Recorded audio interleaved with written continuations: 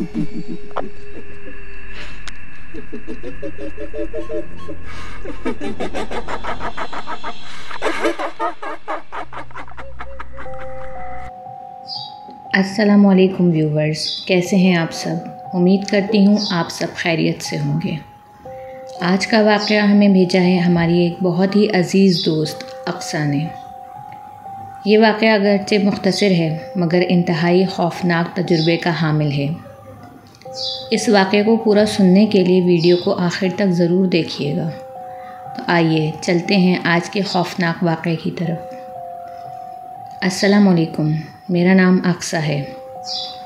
मैं एक मज़हबी घराने से ताल्लुक़ रखती हूँ और मेरा घराना शुरू ही से दीनी मामलात में बड़ा सख्त रहा है। बल्कि यूँ कहना चाहिए कि हम बहन भाइयों पर दीनी तालीमात के सिलसिले में हम बहन भाइयों पर हमारे वालिदैन शुरू ही से ज़रा सख्ती रखते थे और ये सब हमारे दादा की वजह से था। वो हर मामले में बच्चों के साथ दोस्त बनकर रहते थे, मगर जहाँ बात नमाज रोज़े की आती थी वो बहुत सख्त हो जाते थे। वो हमेशा हमें नमाज़ पढ़ने की तलक़ीन करते थे। दरअसल हमारे दादा हमारे हल्के में और दीगर अज़ीज़ों में बुज़ुर्ग की हैसियत से पहचाने जाते थे और उनके पास रूहानी सलाहियतें थीं और जिन्नात से उनका बड़े अरसे का वास्ता रहा था। वो लोगों के रूहानी मसाइल हल किया करते थे और जिन पर जादू वग़ैरह का असर होता था उनका उतारा भी कर देते थे। वो झाड़ फूँक करके लोगों पे से जिन्नात हटाते थे। आप लोगों को ये सब सुनने में बहुत दिलचस्प और अच्छा लग रहा होगा, मगर ये सब सुनने में जितना अच्छा लग रहा है उतना ही ख़तरनाक भी है। मेरे दादा ने बहुत अरसे तक लोगों की खिदमत की। इस दौरान वो हमारी हिफाजत से भी गाफिल नहीं रहे। वो हमारे घर के गिर्द हिसार खींच कर रखते थे ताकि कोई गैर मरे क़ुव्वत हमें नुकसान न पहुंचा दे।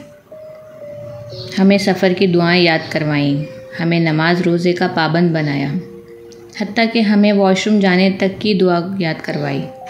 वो हमारी हिफाजत को लेकर बहुत फ़िक्रमंद रहते थे। उनकी ज़िंदगी में अल्हम्दुलिल्लाह हम पर कोई आँच नहीं आई, ना कोई खिलाफ़ तवक्को वाक़या पेश आया। मगर जब उनका इंतकाल हुआ तब हालात बदल गए। किसी और के साथ नहीं मगर मेरे साथ बहुत कुछ होने लगा था। मुझे अक्सर ऐसा महसूस होता था जैसे मेरे आसपास कोई मौजूद है। कभी सोते हुए कोई मेरे पाँव का अंगूठा हिलाता था तो कभी कोई मेरे बिस्तर पे से चादर खींच लेता था। अक्सर मुझे किचन में अकेले काम करते हुए अपने कानों में सरगोशी सुनाई देती थी। कोई बहुत करीब खड़े होकर मेरा नाम ले रहा होता था और शायद आप यकीन ना करें, लेकिन ये सब इतना वाज़ेह था कि मुझे अपनी गर्दन पर उस नाम लेने वाले की सांसों की तपिश तक महसूस होती थी। यानी वो सब मेरा वहम नहीं था, बल्कि वो कोई ज़िंदा वजूद था। मगर जब भी मैं पलट कर देखती थी वहाँ कोई नहीं होता था। अपने आसपास किसी को ना पाकर मैं हैरान हो जाती थी, क्योंकि शुरू से हमने दादा अब्बू को इन मामलात में देखा था, इसलिए हमारा खौफ काफ़ी कम हो चुका था। ये सब होते हुए थोड़ा अरसा गुज़र चुका था और मैं इन सब चीज़ों की आदी हो चुकी थी। वो जो भी थे उन्होंने अगर मुझे कोई फ़ायदा नहीं पहुंचाया तो कोई नुकसान भी नहीं पहुंचाया। फिर हमने घर तब्दील कर लिया और नए घर में आ गए। हमारा ये घर 2 पोर्शंस पे मुश्तमिल था। नीचे वाले पोर्शन में बाकी घर वाले सोते थे, जबकि ऊपर वाले पोर्शन में मैं, आपी और हमारा भाई सोते थे। इस घर में हमें रहते हुए चंद माह गुजरे थे। अम्मी का ये रोज़ का मामूल था कि वो सोने से पहले एक चक्कर ऊपर का लगा कर जाती थीं और हम दोनों बहनों के कमरे में बैठकर हमारे साथ खूब बातें करती थीं। ये वक्त हमें सबसे ज़्यादा खूबसूरत लगता था। कुछ महीनों तक तो ये सब कुछ ठीक रहा और कोई काबिल ज़िक्र वाक़या पेश नहीं आया। मगर जैसे ही सर्दियाँ शुरू हुईं तब मुझे घर में एक अजीब सी घुटन का एहसास होने लगा। हैरानी की बात तो ये थी कि मेरे अलावा किसी ने भी घर में कोई तब्दीली महसूस नहीं की थी। मगर मुझे सख्त सर्दी के बावजूद बहुत घुटन महसूस होती थी। मैं अक्सर आयतल कुर्सी पढ़कर ख़ुद पर दम करती रहती थी और सोने से पहले तो लाजमी हिसार बांध के सोती थी। एक रात अम्मी ऊपर हमसे बातें करने आईं। जब हम बातें कर चुके और अम्मी नीचे जाने लगीं तो मुझे आपी ने बोला कि मैं हॉल का दरवाज़ा बंद करके आ जाऊं। अम्मी जाने के लिए खड़ी हुईं तो मैं भी उनके पीछे पीछे चल पड़ी, ताकि जब अम्मी नीचे चली जाएं तो मैं हॉल का दरवाज़ा बंद कर दूं। हॉल के दरवाज़े की दूसरी तरफ एक बड़ी सी गैलरी थी जो बहुत खुली हुई थी। इस गैलरी से बाहर का मंज़र साफ दिखाई देता था और इसी गैलरी से सीढ़ियाँ ऊपर छत को जाती थीं। वहाँ हम अपने कपड़ों की टोकरी भी रखते थे और अक्सर शाम को वहाँ खड़े होकर बाहर का नज़ारा भी करते थे। मुझे वो जगह बहुत पसंद थी, मगर रात के उस वक्त मुझे उस गैलरी से खौफ आ रहा था।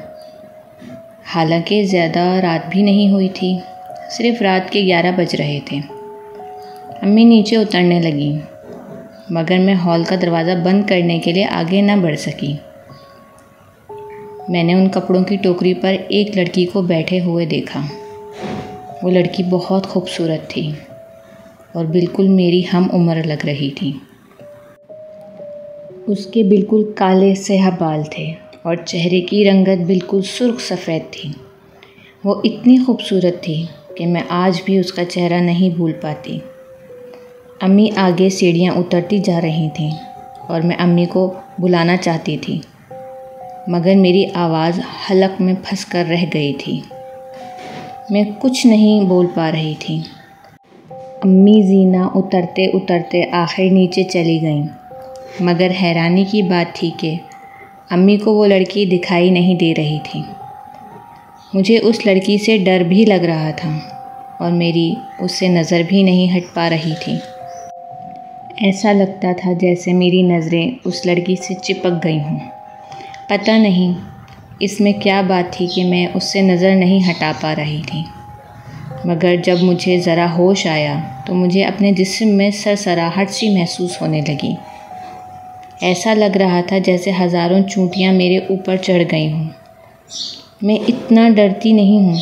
मैंने बहुत मर्तबा बहुत कुछ महसूस किया है, लेकिन ये मेरी ज़िंदगी में पहला इत्तेफाक था कि मैंने अपनी आँखों से कुछ देखा था। जैसे ही मेरी नज़रें उस लड़की से हटीं, वो गायब हो गई। मैंने जल्दी से हॉल का दरवाज़ा बंद किया और भागती हुई ऊपर चली गई। फिर मैंने जब आपी को पूरी बात बताई तो वो भी परेशान हो गईं और उन्होंने आयतल कुर्सी पढ़कर मुझ पर दम किया। इस वाक़े को इतना ज़्यादा अरसा नहीं गुज़रा है, मगर मैं आज भी न जाने क्यों गैलरी की तरफ देखते हुए उस लड़की को तलाश करती हूँ। सो व्यूअर्स, ये थी अक्सा की आप बीती।